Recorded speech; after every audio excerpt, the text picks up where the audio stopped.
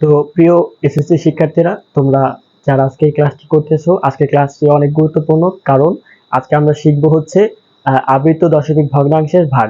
তো চলো শুরু করি। এখন দেখো, এটা 18 ক নাম্বার অঙ্ক। এখানে আমাদের আবৃত দশমিক ভগ্নাংশ দেওয়া আছে, এটার ভাগ আমাদের করতে হবে। তো আমরা জানি আবৃত দশমিক ভগ্নাংশ থাকলে আমাদের শুরুতেই কি করতে হয়, সাধারণ দশমিক ভগ্নাংশে আনতে হয়। এখন সাধারণ দশমিক ভগ্নাংশে আনার জন্য আমাদের কি করতে হবে, 0.3 এর উপরে পৌনঃপুনিক। দেখো, আমরা যে কাজটা করি, এখানে পৌনঃপুনিক এবং দশমিক বাদ দাও, যা থাকবে বসায় দাও, মাইনাস। এখন পৌনঃপুনিক আছে কয়টার উপরে? একটার উপরে, সুতরাং একটা 9। পৌনঃপুনিক ছাড়া কোনো সংখ্যা কি আছে? আমাদের নাই, সেজন্য এখানে 0, আর এখানেও কিছু হবে না। তাহলে উপরে হয় আমাদের হচ্ছে 3 আর 9। তাহলে 3 আর 9 কে যদি আমি কাটাকাটি করি, উপরে হয় 1, নিচে হয় 3, 3 দ্বারা ভাগ করছি আর কি। তাহলে এখন নিচেরটা দেখো, এখানে আছে কত, 0.6 পৌনঃপুনিক। তাহলে এটাও একই কাজ, দশমিক পৌনঃপুনিক বাদ 6 থাকে। এখানে পৌনঃপুনিক আছে কার উপরে? 6 এর উপরে, তার মানে একটা 9। পৌনঃপুনিক ছাড়া কোনো সংখ্যা নাই, দশমিকের পরে পৌনঃপুনিক ছাড়া কি সংখ্যা নেই, সুতরাং 0।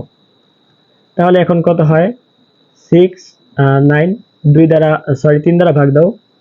3 দ্বারা ভাগ দিলে 6 এর হয় কত, 2, আর এখানে হয় 3, তাহলে 2/3 পাইছি। এখন এটাকে আমরা ভাগ করব। তো ভাগ করার জন্য আমরা এই সাইডে করতেছি, তোমরা নিচে নিচে করবা। এখানে ভাগ ছিল কত,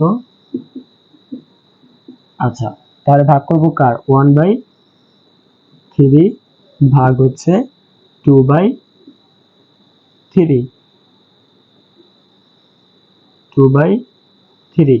এখন এগুলো আমরা কোথায় পেলাম? এগুলা কিন্তু আমরা এই যে মানগুলো বসাইছি, এই মানগুলো কি এখানে বসাই দিচ্ছি শুধুমাত্র। এখন ভাগ আছে, গুণের ক্ষেত্রে কি মানে সরি ভাগের ক্ষেত্রে কি করতে হয়, এটা ঠিক রাখবা। পরবর্তী যেটা আছে এটাকে উল্টায় দাও, গুণাকারে লিখলে কি হয়, উল্টায় যাবে, উপরে হয় 3, নিচে যাবে 2। তাহলে এখন কাটাকাটি করো, 3 আছে 3 আছে কাটলে হাফ হয়। তাহলে এটা হচ্ছে কি আমাদের আনসার। তাহলে লিখবা কি, অতএব নির্ণেয় ভাগফল সমান, নির্ণেয় ভাগফল সমান, আমরা ভাগটা করে দেই, তাহলে হয় হচ্ছে 0.5। তাহলে ভাগফল হবে 0.5। তোমরা একটু স্ক্রিনশট নিয়ে নাও। এখন দেখো এখানে খ নাম্বারে কি বলা হয়েছে, এখন এটাকে আমাদের ভাগ করতে হবে। তাহলে কত ছিল, 0.35। তাহলে এটাকে সাধারণ দশমিক ভগ্নাংশে নিয়ে আসার জন্য আমাদের এখানে যা আছে তাই বসাই দাও, মাইনাস। পৌনঃপুনিক আছে কয়টার উপরে? একটার উপরে, তার মানে একটা 9।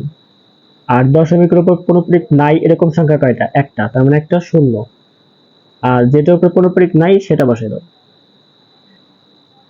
এখন কি করবা, 35 থেকে যদি আমরা 3 বিয়োগ করি কত হয়, 32। আর এখানে হয় হচ্ছে তোমার 90।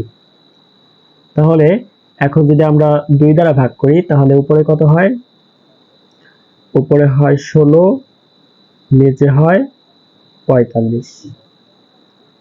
আচ্ছা, পরেরটা দেখো,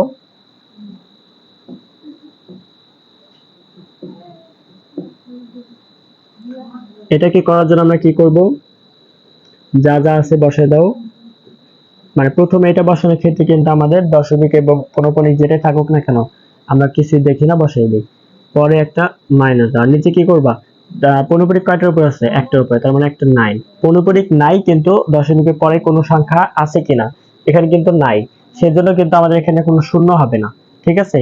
কিন্তু দশমিকের আগে কিন্তু একটা 1 আছে, সেজন্য এই 1টা এখানে হবে। তো এখন কি করবা, যখন এখানে 16 হয় তাহলে বিয়োগ করলে, আর নিচে হয় হচ্ছে 9। এখন আমাদের ভাগ করতে হবে এটার সাথে, তাহলে অতএব 0.35 ভাগ হচ্ছে 1.7 পৌনঃপুনিক। এখন এটা আমরা বসাবো, 16 বাই হচ্ছে ভাগ হচ্ছে কত, ভাগ হচ্ছে 16 বাই 9। এখন কি করা যায়, এটা ঠিক রাখবো, এটাকে গুণ আকারে দিব, গুণ আকারে দিলে এটা উল্টে যাবে, উপরে যায় হচ্ছে 9 আর নিচে আসে 16। এখন দেখো 16 16 কাটাকাটি, উপরে আছে 9 আর নিচে আছে 45, তার মানে 5 9 হচ্ছে 45। এখন 16 16 কাটাকাটি গেলে উপরে থাকে হচ্ছে 1, নিচে থাকে 5। এখন 1 কে আমরা 5 দ্বারা ভাগ করব। 1 কে 5 দ্বারা ভাগ করলে কত হবে? 1 কে 5 দ্বারা ভাগ করলে হবে 0.2। ঠিক আছে, তার মানে এটাই হবে আমাদের आंसर। তোমরা লিখবা কি, অতএব নির্ণেয় ভাগফল 0.2। আমি এখানে आंसर লিখে দিলাম। আচ্ছা, এরকম ভাবে আমাদের প্রত্যেকটা অঙ্ক করতে হবে। তো আমরা পরবর্তী অঙ্কগুলো আর করালাম না, ভাগগুলো করালাম না, আশা করি পারবা। যদি কোনো সমস্যা হয় তোমরা অবশ্যই কি কমেন্ট করে জানাবা। তাহলে আজকের ক্লাসটা আমাদের এ পর্যন্ত।